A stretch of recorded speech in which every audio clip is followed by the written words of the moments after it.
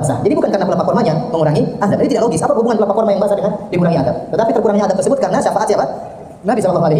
Ketika ini ada orang sudah nggak usah pelapor korma, tanam korma di kuburan, biar basah terus. Ya. Jadi yang benar, kita tidak. Jadi ini masalah khilafiyah tentang baca Quran di kuburan. Ingat masalah khilafiyahnya, kalau dia baca Quran dalam rangka memberi manfaat kepada mayat. Bukan sebagian orang yang baca Quran merasa pahalanya lebih besar di situ. Itu salah. Seperti dia baca Quran di kuburan wali, dia merasa lebih afdal. Kalau itu bid'ah, jelas.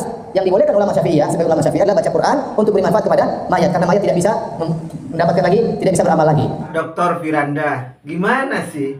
Kok pernyataan Anda ini menabrak keyakinan orang-orang Salafi Wahabi sendiri? Keyakinan orang-orang Salafi Wahabi itu mengatakan syafaat itu milik Allah, Pak. Kenapa Anda mengatakan itu syafaat Nabi? Padahal kalau orang-orang Aswaja itu memohon syafaat terhadap Rasulullah Shallallahu Alaihi Wasallam dikatakan syirik. Gimana, Pak?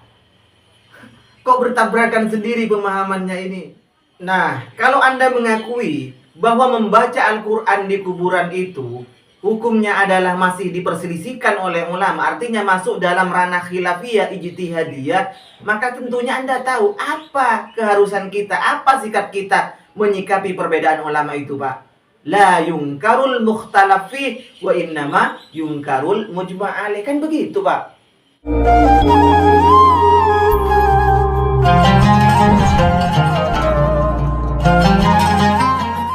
Assalamualaikum warahmatullahi wabarakatuh. Alhamdulillah, wassalatu wassalamu ala rasulillah wa ala alihi wa sahbihi wa mawala, amma ba'du. Sahabat-sahabat Aswaja, seluruh nahdien, para subscriber semuanya, para penonton tanpa terkecuali dimanapun berada, semoga Allah subhanahu wa ta'ala senantiasa memberikan rahmatnya, taufiknya, hidayahnya, maghfirahnya, memberikan kelancaran rezeki dan kesehatan kepada kita semua. Amin. Allahumma amin. Kali ini saya akan mengomentari, mereaksi sebuah ceramah dari Ustadz Firanda Andirja. Beliau menjelaskan banyak hal dan ini akan saya komentari satu persatu. Nah, kalau pelapor korma saja, benda mati, itu bisa mengurangi adab seorang, bagaimana lagi dengan bacaan Quran? Ini mereka menggunakan kias aulawi. Lebih utama bacaan Quran akan mengurangi adab seseorang. Namun ini dibantah oleh para ulama, bahkan dibantah oleh ulama Syafi'iyah sendiri, ya. Bahwasanya yang benar tidak disyariatkan baca Quran di kuburan. Pak Dr. Firanda Andirja, memang betul ulama yang memperbolehkan meletakkan bunga-bunga itu, meletakkan jaridah, artinya meletakkan pelepah kurma itu mengkiaskan terhadap itu, memang Pak, kias aulawi. Kalau pelepah kurma saja selagi basah itu bisa bermanfaat terhadap mayit karena istighfarnya benda yang masih hijau yang belum kering itu, apalagi bacaan Quran, Pak. Itu yang dipahami oleh para ulama, terutama ulama Syafi'iyah. Jadi bohong Anda jika itu ditentang oleh ulama Syafi'iyah sendiri, Pak. Baik, kita buka Mughnil Muhtaj, ini dari kalangan Syafi'iyah, Pak. Mari kita buka kitabnya, Pak. Dalam kitab Mughnil Muhtaj, di sini Al-Khatib Asy-Syarbini dalam kitabnya Mughnil Muhtaj juz 1 halaman 364 mengatakan, wa yusannu aidan wat'ul jarid al-akhdar, maka disunnahkan meletakkan pelepah, pokoknya daun-daunan pelepah yang masih hijau alal qabri, di atas kuburan, termasuk wangi-wangian juga, semisal bunga mawar dan semacamnya yang masih basah, artinya belum kering. Dan hukum orang yang membuang bunga, membuang pelepah yang masih hijau di atas kuburan itu, wala yajuzu lil ghairi akhdhu, ndak boleh dibuang, Pak, ndak boleh diambil.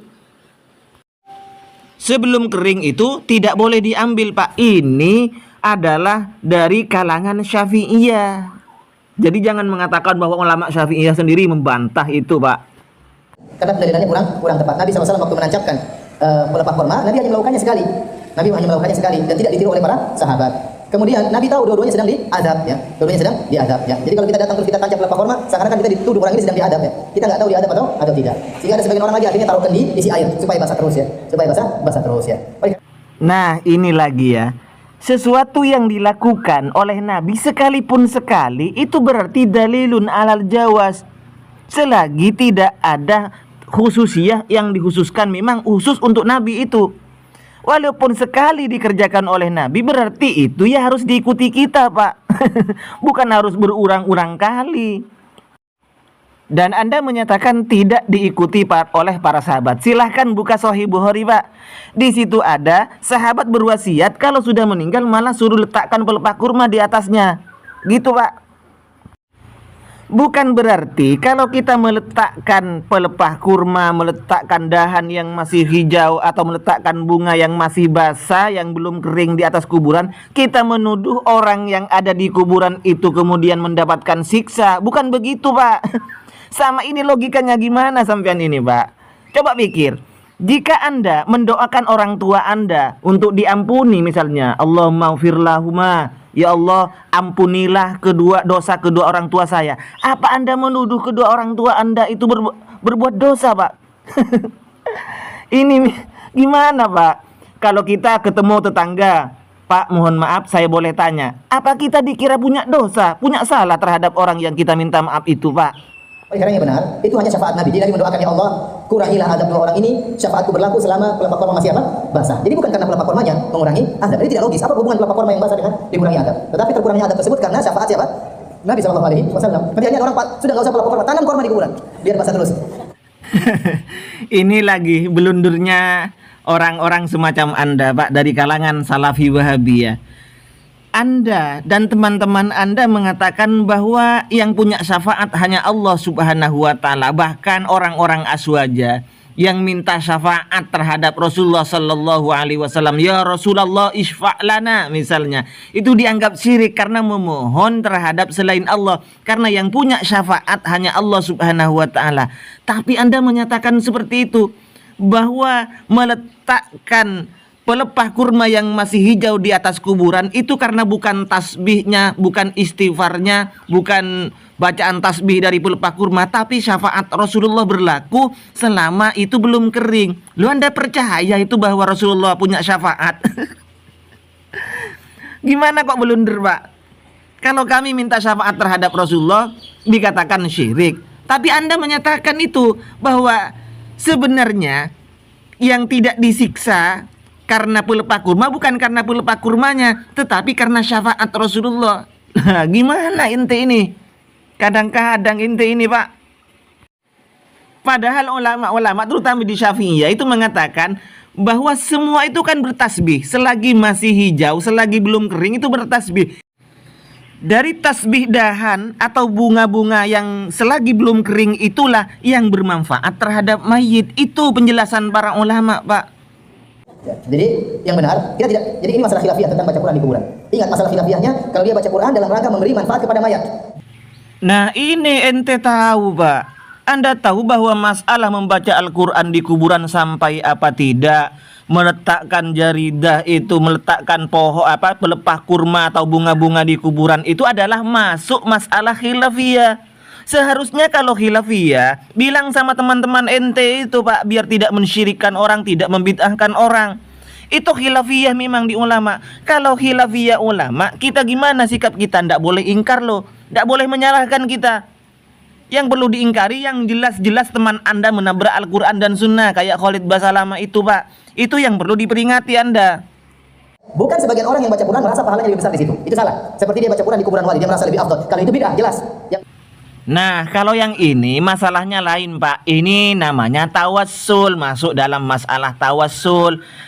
Jadi saya tidak perlu membahas tawassul di sini karena nanti kontennya panjang. Sedikit saja, itu adalah masuk masalah tawassul. Tawassul juga menurut Syekh Muhammad bin Abdul Wahhab, Pak, itu juga masalah ijtihadiyah, masalah fikih. Tentunya kalau masalah fikih sama konsepnya, la yungkarul mukhtalaf fi wa innama yungkarul mujma' alaih, Pak. Dan yang benar, tidak perlu baca Quran di kuburan, ya. Karena Rasulullah SAW mengatakan, la taj'alu buyutakum maqabir. Jangan kalian menjadikan rumah-rumah kalian seperti kuburan. Rumah-rumah yang tidak pernah dibaca Quran seperti apa? Kuburan. Ini dalil bahwa kuburan bukan tempat baca Quran. Wallahu a'lam bishawab. Lucu Anda, Pak Ustadz. Tadi mengatakan ini masalah khilafiyah, tapi sekarang Anda mentarjih malah yang benar itu tidak baca Quran di kuburan berdasarkan hadis Rasul. Jangan menjadikan kuburan sebagai masjid. Baik, Pak, karena Anda tadi menyinggung masalah menyinggung Syafi'iyah yang katanya menolak membaca Al-Quran di kuburan. Baik, kita sekarang bahas dari kitab-kitab ulama Syafi'iyah, Pak, ya. Satu saja yang saya tampilkan di sini adalah kitab Majmu' Syarah Muhadzab. Anda tahu karangan siapa? Ini karangan Imam Nawawi rahimahullah, salah seorang dari ulama Syafi'iyah, ulama besar dari mazhab Syafi'i, Pak. Silahkan buka di juz yang kelima. Tepatnya di halaman 260 ya, Pak. As-saminatu yang ke-8, yustahabbu ayyam kutha 'alal qabri ba'da dafni sa'atan yad'u lil mayyiti wa yastaghfirullah. Disunnahkan diam sebentar di kuburan sesaat itu, setelah dikuburkan itu, yad'u lil mayyiti, mendoakan mayit, wa yastaghfirullahu, dan memohon ampun terhadap mayit. Nah, tadi ketika Anda menolak masalah meletakkan pelepah kurma, katanya kita menuduh mayit itu disiksa. Nah, kalau kita sekarang mendoakan mayit dan memohon ampun terhadap mayit, apa juga kita menuduh bahwa orang yang kita mohonkan ampun itu berdosa, Pak? Apa seperti itu logika Anda itu? Jadi memohonkan ampun terhadap orang yang meninggal bukan berarti kita menuduh dia disiksa, berdosa, Pak. Bukan seperti itu ya. Nasso alaihi Syafi'i, ini dinas oleh Imam Syafi'i, wattafaqo alaihil ashab. Ini garis bawahi, Pak. Disepakati oleh semua ashab Syafi'i, bukan ditentang, Pak. Qalu, ashab Syafi'i berkata, wa yustahabbu ayyuqra'a indahu syai'un minal Qur'ani wa in khatamul Qur'ana kana afdala. Disunnahkan, mustahab hukumnya membacakan Al-Qur'an di sisi mayit. Apabila membaca Al-Quran sampai khatam, ini lebih afdal, lebih utama. Begitu, Pak. Ini kesepakatan ashab Syafi'i, bukan malah ditentang, Pak. Ini hal senada juga dinas oleh Imam Syafi'i di dalam kitab Sama, silakan lihat, cek sendiri di kitab Pak. Termasuk ulama kebanggaan Wahabi, Ibnul Qayyim Al-Jauziyah, dalam kitabnya Ar-Ruh, itu meriwayatkan, Pak, setuju terhadap pembacaan Al-Quran di kuburan. Dan ini sudah dilaksanakan sejak zaman sahabat. Lihat kitab ulama Anda, Ibnu Qayyim Al-Jauziyah, Pak Firanda.